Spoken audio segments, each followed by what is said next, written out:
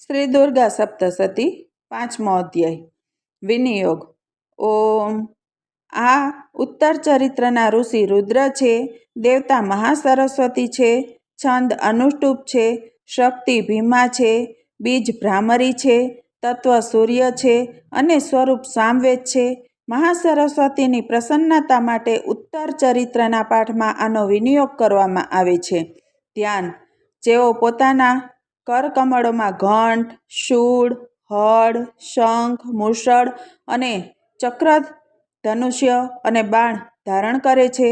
શરદૃષુના શોભાસંપન્ન ચંદ્રમાના જેવી મનોહર જેમની ક્રાંતિ છે, જેઓ ત્રણેય લોકના આધારભૂત છે અને શુંભ વગેરે દૈત્યોનો નાશ કરનારા છે, તથા ગૌરીના શરીરમાંથી જેઓ પ્રગટ થયેલા છે, તે દેવી મહાસરસ્વતીની હું નિરંતર ભક્તિ કરું છું.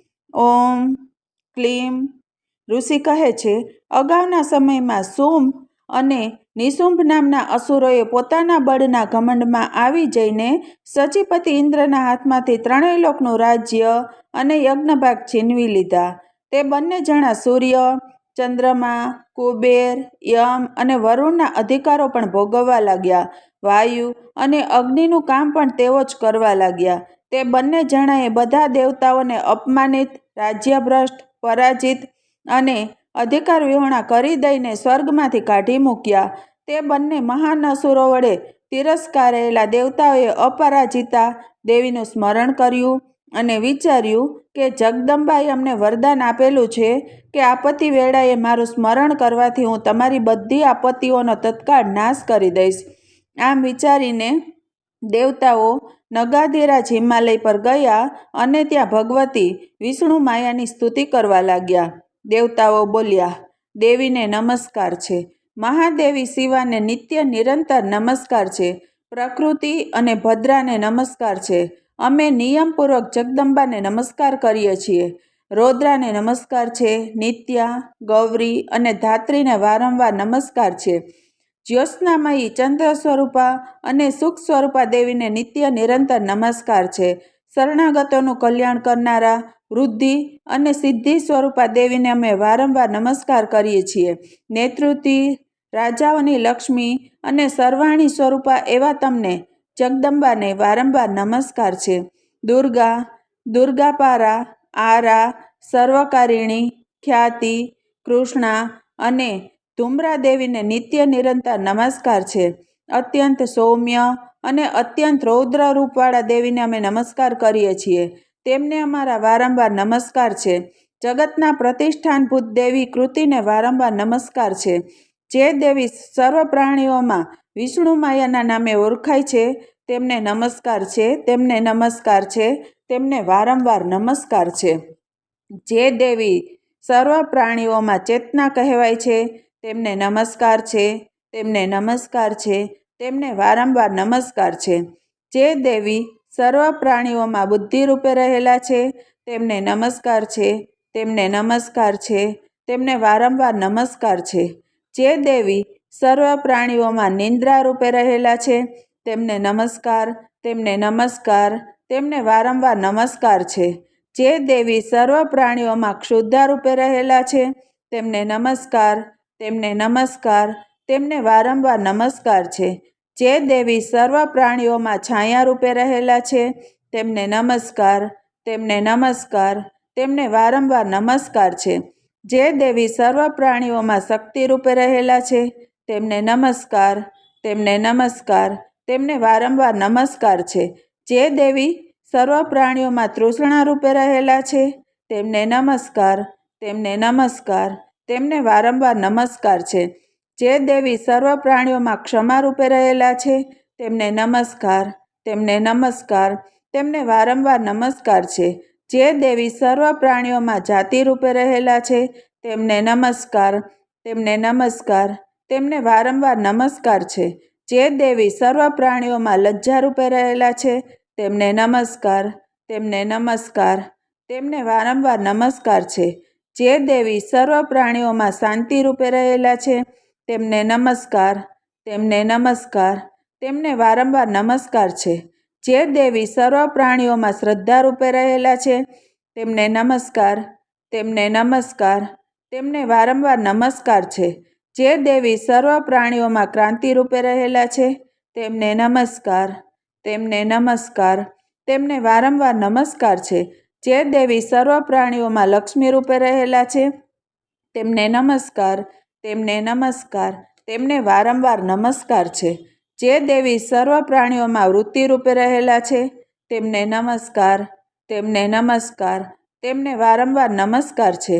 જે દેવી સર્વ પ્રાણીઓમાં સ્મૃતિ રૂપે રહેલા છે, તેમને નમસ્કાર, તેમને નમસ્કાર, તેમને વારંવાર નમસ્કાર છે.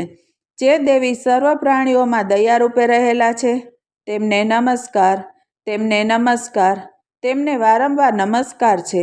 જે દેવી સર્વ પ્રાણીઓમાં તૃષ્ટિ રૂપે રહેલા છે, તેમને નમસ્કાર, તેમને નમસ્કાર, તેમને વારંવાર નમસ્કાર છે. જે દેવી સર્વ પ્રાણીઓમાં માતા રૂપે રહેલા છે, તેમને નમસ્કાર, તેમને નમસ્કાર, તેમને વારંવાર નમસ્કાર છે.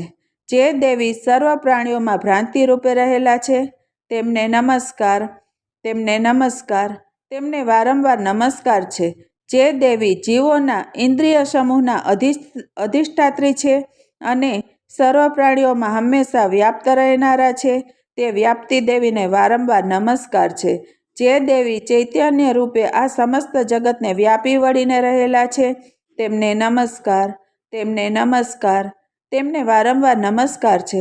અગાઉના સમયમાં પોતાના અભિષ્ટની પ્રાપ્તિ થવાથી દેવતાઓએ જેમની સ્તુતિ કરી હતી અને દેવરાજ ઇન્દ્રે ઘણા દિવસો સુધી જેમની સેવા કરી હતી, તે કલ્યાણના સાધનભૂત ઈશ્વરી અમારું કલ્યાણ અને મંગળ કરે તથા તમામ આપત્તિઓનો નાશ કરી નાખે. ઉદંડ દૈત્યો વડે સતાવાયેલા અમે બધા દેવતાઓ જે પરમેશ્વરીને આ સમયે નમસ્કાર કરીએ છીએ અને ભક્તિથી વિનમ્ર બનેલા મનુષ્યો વડે સ્મરણ કરાતા જ જેઓ સમસ્ત વિપત્તિઓનો તરત જ નાશ કરી દે છે, તે જગદંબા અમારું સંકટ દૂર કરે. ઋષિ કહે છે, હે રાજન, આ પ્રમાણે દેવતાઓ જ્યારે સ્તુતિ કરી રહ્યા હતા, ત્યારે પાર્વતી દેવી ગંગાજીના જળમાં સ્નાન કરવા માટે ત્યાં આવ્યા.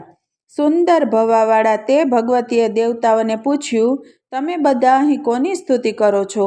ત્યારે તેમના જ શરીરકોશમાંથી પ્રગટેલા દેવી શિવા બોલ્યા, શુંભ દૈત્ય વડે તિરસ્કૃત અને યુદ્ધમાં નિશુંભના હાથે પરાજિત થઈને અહીં એકઠા થયેલા આ સઘળા દેવતાઓ આ મારી જ સ્તુતિ કરી રહ્યા છે. પાર્વતીજીના શરીરકોશમાંથી દેવી અંબિકાનો પ્રાદુર્ભાવ થયો હતો, તેથી તેઓ સમસ્ત લોકોમાં કૌશિકી કહેવાયા છે. દેવી કૌશિકીની પ્રગટ થયા પછી પાર્વતી દેવીનું શરીર કાળા વર્ણનું બની ગયું, તેથી તેઓ હિમાલયમાં આશ્રય કરી રહેલા કાલિકા દેવીના નામે વિખ્યાત થયા. ત્યારબાદ શુંભ અને નિશુંભના સેવકો ચંડ અને મુંડ ત્યાં આવ્યા અને તેમણે પરમ મનોહર રૂપ ધારણ કરનારા અંબિકા દેવીને જોયા. ત્યાર પછી તેઓ શુંભ પાસે જઈને બોલ્યા, મહારાજ, એક અત્યંત મનોહર સ્ત્રી છે, જે પોતાની દિવ્ય ક્રાંતિથી હિમાલયને પ્રકાશિત કરી રહી છે. તેવું ઉત્તમ રૂપ ક્યાંય કોઈએ પણ જોયું નહીં હોય. હે અસુરેશ્વર, તે દેવી કોણ છે? તેની ભાળ મેળવો અને તેને ગ્રહણ કરી લો. સ્ત્રીઓમાં તો તે રત્ન છે. તેનું પ્રત્યેક અંગ ઘણું જ સુંદર છે તથા તે પોતાના સુંદર અંગોના તેજથી સમસ્ત દિશાઓમાં પ્રકાશ ફેલાવી રહી છે. હે દૈત્યરાજ, અત્યારે તે હિમાલય પર જ મોજૂદ છે. તમે તેને જોઈ શકો. પ્રભુ, ત્રણેય લોકોમાં મણીઓ, હાથીઓ, ઘોડા વગેરે જે પણ રત્નો છે, તે બધા જ અત્યારે તમારા ઘરમાં શોભી રહ્યા છે. હાથીઓમાં રત્નભૂત ઐરાવત, પારિજાતનું આ વૃક્ષ અને આ ઉચ્ચૈશ્રવા અશ્વ, આ બધું તમે ઇન્દ્ર પાસેથી લઈ લીધેલું છે. હંસો વડે જોતરાયેલું આ વિમાન પણ તમારા આંગણામાં શોભી રહ્યું છે. આ રત્નભૂત અદ્ભુત વિમાન કે જે અગાઉ બ્રહ્માજી પાસે હતું, તે હવે તમારે ત્યાં લાવવામાં આવ્યું છે. મહાપદ્મ નામનો આ નિધિ તમે કુબેર પાસેથી છીનવી લાવ્યા છો. સમુદ્રે પણ કિંચિલિકીની માળા તમને ભેટ આપેલી છે કે જે કેસરોથી સુશોભિત છે અને જેના કમળ ક્યારેય કરમાતા નથી. સુવર્ણની વૃષ્ટિ કરનારું વરુણનું છત્ર પણ તમારા ઘરમાં શોભી રહ્યું છે તથા આ શ્રેષ્ઠ રથ કે જે અગાઉ પ્રજાપતિના અધિકારમાં હતો, તે હવે તમારી પાસે હાજર છે. હે દાનવેશ્વર, મૃત્યુની ઉત્ક્રાંતિદા નામની શક્તિ પણ તમે છીનવી લીધી છે તથા વરુણનો પાસ અને સમુદ્રમાં થતા સર્વ પ્રકારના રત્નો તમારા ભાઈ નિશુંભના અધિકારમાં છે. અગ્નિએ પણ પોતાની મેળે જ શુદ્ધ કરેલા 2 વસ્ત્રો તમારી સેવામાં અર્પણ કરેલા છે. હે દૈત્યરાજ, આ પ્રમાણે બધા જ રત્નો તમે એકઠા કરી લીધેલા છે, તો પછી સ્ત્રીઓમાં રત્નરૂપ આ જે કલ્યાણમયી દેવી છે તેને તમે પોતાના અધિકારમાં કેમ કરી લેતા નથી? ઋષિ કહે છે. ચંડ અને મુંડના આ વચનો સાંભળીને શુંભે મહાદૈત્ય સુગ્રીવને દૂત બનાવીને દેવી પાસે મોકલ્યો અને કહ્યું, તું મારી આજ્ઞાથી તે દેવીની આગળ આવી વાતો કહે છે અને એવો ઉપાય કરજે કે જેનાથી પ્રસન્ન થઈને તે સત્વરે અહીં આવી જાય. ત્યારે તે દૂત જ્યાં દેવી મોજૂદ હતા તે પર્વતના અત્યંત રમણીય પ્રદેશમાં ગયો અને મધુર વાણીમાં કોમળ વચનો બોલ્યો. દૂત બોલ્યો, હે દેવી, દૈત્યરાજ શુંભ આ સમયે 3 લોકોના પરમેશ્વર છે. હું તેમણે મોકલેલો દૂત છું અને તમારી પાસે જ આવ્યો છું. તેમની આજ્ઞા હંમેશા બધા દેવતાઓ એક સ્વરે માને છે. કોઈ તેનું ઉલ્લંઘન કરી શકતું નથી. તેઓ સમસ્ત દેવતાઓને પરાજિત કરી ચૂક્યા છે. તેમણે તમારે માટે જે સંદેશો આપ્યો છે તે સાંભળો, કે જે સમસ્ત 3 લોક મારા અધિકારમાં છે. દેવતાઓ પણ મારી આજ્ઞાને આધીન રહીને વર્તે છે. સમસ્ત યજ્ઞોના ભાગે રૂપે હું જ અલગ અલગ ભોગવું છું. 3 લોકમાં જેટલા શ્રેષ્ઠ રત્નો છે તે બધા મારા અધિકારમાં છે. દેવરાજ ઇન્દ્રનું વાહન ઐરાવત, કે જે હાથીઓમાં રત્ન સમાન છે, તે મેં છીનવી લીધું છે.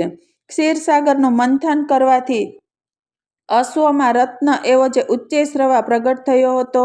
દેવતાઓએ મારા પગ પકડીને મને તે સમર્પિત કરેલો છે. હે સુંદરી, એ સિવાય અન્ય જેટલા પણ રત્નભૂત પદાર્થો દેવતાઓ, ગંધર્વો અને નાગો પાસે હતા તે બધા જ મારી પાસે આવી ગયેલા છે. હે દેવી, અમે તમને સંસારની સ્ત્રીઓમાં રત્ન માનીએ છીએ, તેથી તમે અમારી પાસે આવી જાઓ, કારણ કે રત્નોનો ઉપભોગ કરનારા અમે જ છીએ. ચંચળ કટાક્ષોવાળા હે સુંદરી, તમે મારી અથવા મારા ભાઈ મહાપરાક્રમી નિશુંભની સેવામાં આવી જાઓ, કારણ કે તમે રત્ન સ્વરૂપા છો. મારું વરણ કરવાથી તમને અતુલનીય મહાન ઐશ્વર્ય પ્રાપ્ત થશે. તમારી બુદ્ધિથી આ બધું વિચારીને તમે મારી પત્ની બની જાઓ. ઋષિ કહે છે. દૂતના આ પ્રમાણે કહેવાથી કલ્યાણમયી ભગવતી દુર્ગા દેવી, કે જેઓ જગતને ધારણ કરે છે, તેઓ મનોમન ગંભીર ભાવે હસ્યા અને આ પ્રમાણે બોલ્યા. દેવી બોલ્યા, હે દૂત, તે સાચું કહ્યું છે. એમાં જરા જેટલું પણ ખોટું નથી. શુંભ 3 લોકોનો સ્વામી છે અને નિશુંભ પણ તેના જેવો જ પરાક્રમી છે. પરંતુ આ બાબતમાં મેં જે પ્રતિજ્ઞા કરી લીધેલી છે તેને મિથ્યા કેમ કરી શકું? મેં પોતાની અલ્પબુદ્ધિને કારણે અગાઉથી જે પ્રતિજ્ઞા કરી રાખેલી છે તે સાંભળ. જે મને યુદ્ધમાં જીતી લેશે, જે મારા અભિમાનનો ચૂરો કરી દેશે તથા સંસારમાં મારા જેવો જે બળવાન હશે તે જ મારો સ્વામી થશે. તેથી શુંભ અથવા મહાદૈત્ય નિશુંભ પોતે જ અહીં પધારે અને મને જીતીને સત્વરે મારું પાણી ગ્રહણ કરી લે. આમાં વિલંબ કરવાની શી જરૂર છે? દૂત બોલ્યો, હે દેવી, તમે ઘમંડી છો. મારી આગળ આવી વાતો ન કરો. 3 લોકમાં એવો કયો પુરુષ છે કે જે શુંભ અને નિશુંભની સામે ઊભો રહી શકે છે?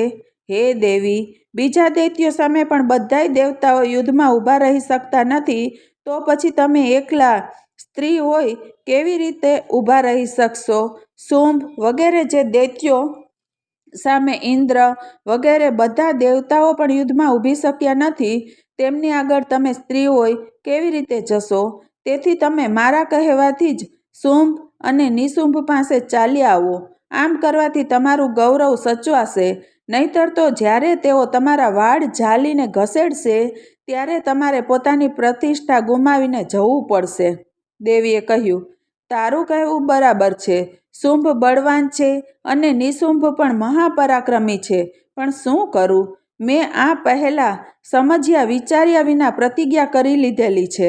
તેથી હવે તું જા અને મેં તને જે કંઈ કહ્યું છે તે બધું દૈત્યરાજને આદરપૂર્વક કહેજે. પછી તેમને જે યોગ્ય લાગશે તે તેઓ કરે.